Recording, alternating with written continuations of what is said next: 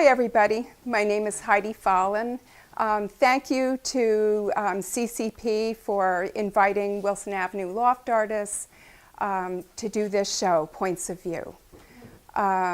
This is my work here, my print work. I'm going to talk about my painting first. And my painting practice is derived from photos that I take, mainly of a place or a location. And I will take a variety of shots, maybe 5 different shots, and start painting from that. Sometimes I start with drawings, sometimes I start with big areas. I'm always experimenting on how to start. And those different pieces make up my experimental painting. I'm an abstract painter. So those abstractions are my point of view, and which is the location. It's almost always a location, the more that I think about that. So I'm happy, lyrical. The paintings are usually look like what I'm wearing tonight. I'm usually high key, brighter, different types of brush strokes. I use acrylic paint usually. I use a lot of different mediums, so I have some very shiny areas and some very matte areas. I work on paper and canvas. I keep changing things up. One thing that I love to see in my work is transparent areas. Maintain some transparency from the background, and then as I go forward, building up a lot of layers, a lot of it gets covered up and becomes more interesting. I've been told by other painters that I would be a natural for printmaking. When I was in art school, I did a lot of etching, which I loved. I loved the process. So I came here for a workshop earlier this year and worked with Marina Ancona, which was a fabulous experience. Enjoyed every minute, and I tried out so many techniques, I don't know what any of them are called anymore. It got very confusing and very fun. So these are 2 pieces that are the result of that. And actually, I just use my imagination. I use no photographs to work from. I don't know where this comes from, but a lot of my work seems like it's under the sea sometimes, and I don't know where that comes from. So I named this Riding the Wave. I was trying out lyrical brush strokes and drawing. I love the drawing in here. It's really just a lovely experience drawing, and it's very different from painting. You really don't get that same experience.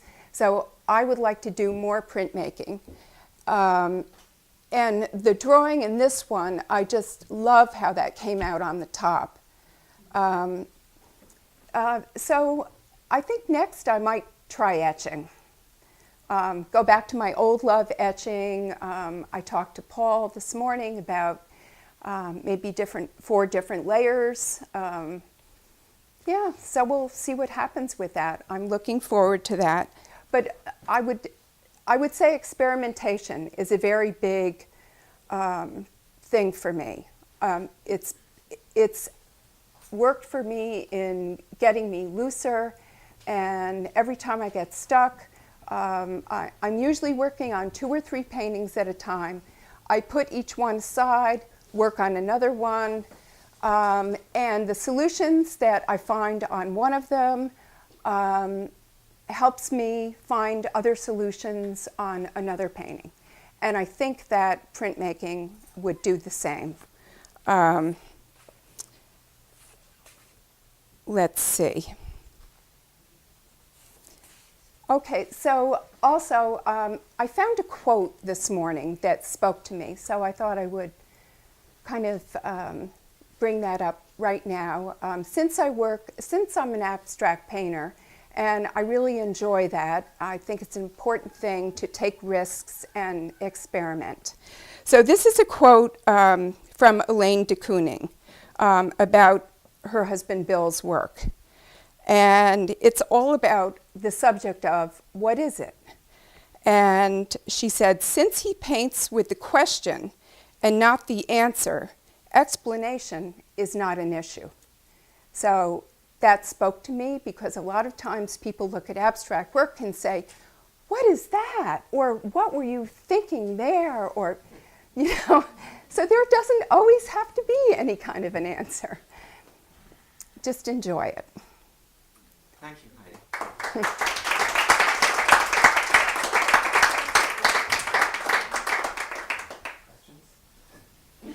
Heidi, Yes. how many polls did you do? Say on the left one. I think this background and the line work that was a subtractive line work, Right. and this, it might have been just one. I really am not sure, to be honest. But I was just having fun and seizing the moment. Didn't keep track. Yeah. I did so many things that I couldn't. Yeah. Yeah. Lovely. Thank you. Yes. After doing this printmaking, this recent workshop, was it? How did you, when you went back into the studio with your painting work, did you feel like that next time, was there anything consciously that you felt shifted or unconsciously that sort of you maybe thought reflected on? I really wanted to get more line into my painting. But you know, it just isn't the same. It just isn't the same. I do sometimes get some graphite into my paintings, just, you know, linear on the brush, but it is not the same. And sometimes it got me into using some wax-based crayons on the painting, and then painting that into, over, and I've been enjoying doing some of that. So I think that started that thought process for me. I Yeah. haven't used it in a while, but sometimes I know what you're talking about, the line work in the paintings. I used to mix wood glue and India ink in a squeeze bottle, and then you squeeze it onto, in the, you know, with the little opening Yeah. into it, and it's thinner, so you can get a similar kind of, like it's a little bit more dimensional. Interesting. Yeah. Yes.